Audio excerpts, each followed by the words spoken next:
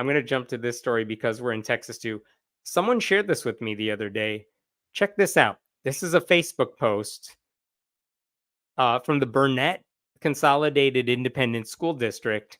Join us beginning tomorrow as we pray to the first day. This is a public school district.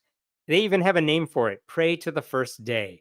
And every day starting this past Wednesday, we're going to pray for something or someone different. We'll pray for the schools in our district. We'll pray for the adults and staffers in the district. Then at some point, the coaches and parents and adults who work at the schools and administrators. And finally, on the first day of school, we'll pray for the students for safety and wisdom. So, first of all, like, I no one, why is the school district promoting prayer for all of this stuff? Like, look, if a church in the area said, we're going to pray for all these people, I might roll my eyes, but that's fine. That's a church can do this. If they think that's going to help, I mean, whatever, that's their problem. It's not going to help, but at least it's a church. Why is the school district doing this? Because it looks like the school district is planning this and organizing. I mean, there's nothing to organize. They're not saying, let's meet here, but like their logo is right there. This is their event. They're the ones posting this on social media. That makes no sense. The second thing is this is Texas. Like, if you want to talk about helping students and helping the adults at the schools, like, you know what you could do? You could fight to give teachers raises, which guess what? The Republicans in the Texas legislature did not do that. You could fight to, make sure there's gun safety in schools and remove armed guards and just whatever, get rid of the guns in the school. They're not doing that. They're not doing that in Uvalde. They're not doing that anywhere in Texas. There are so many ways the Texas legislature could help people. Yes, as a commenter is noting, Texas recently passed a law that allows public schools to put in Christian chaplains in place of trained counselors. Like, that is a law. You can put random Christian chaplains in place of these people who actually know what they're doing. So, like, Texas as a whole, the people they elect are not helping public schools. And what are the people at this public school district doing? They're saying, hey, let's just pray. That's the way we will fix all of our problems, which, again, dumb. So here's the thing. I got sent this link, and from the person who sent it to me, I forwarded this along to the Freedom from Religion Foundation, and I'm like, you should check this out.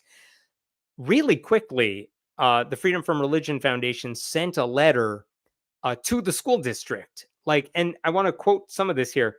This is from Samantha Lawrence, one of the attorneys, legal fellows working with them, who said, like, by promoting prayer, the district sends an official message that excludes all non-religious district students and community members. Like, yeah, you're sending the message that if you're not religious, you're not really part of our community, right? Like, it's a horrible idea.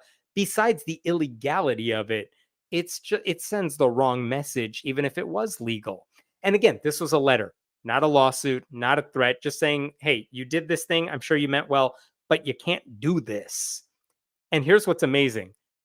As they sent that letter, and within 90 minutes, they got a response back from the superintendent. Check this out here at the top. Superintendent Keith McBurnett wrote, this is in the email he sent to FFRF. The Facebook post referenced has been removed, and the district will refrain from posting anything similar in the future. Look at that. Like, problem solved. All it took was a polite letter saying you can't do this thing you just did.